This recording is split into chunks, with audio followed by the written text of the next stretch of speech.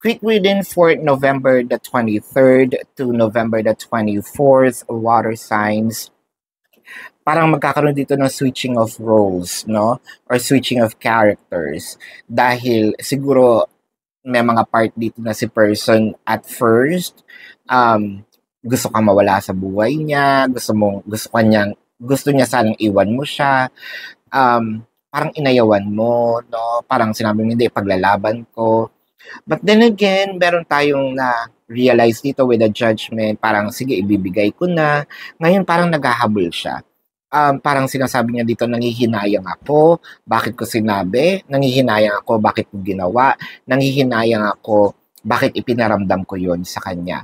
Meron kasi ditong, with the Five of Cups, there's actually a lot of regrets that your person would love to reconnect with you with the Death card, no? Parang gusto niya sanang kunin ka uli, no? Actually, the ball is in your court eh. Ikaw ang magsasabi dito kung papayag ka or hindi. Now, let me know kung anong iyong decision. Papayag ka bang magkabalikan kayo or hindi. But this is your quick reading, water signs, for November the 23rd to November the 24th.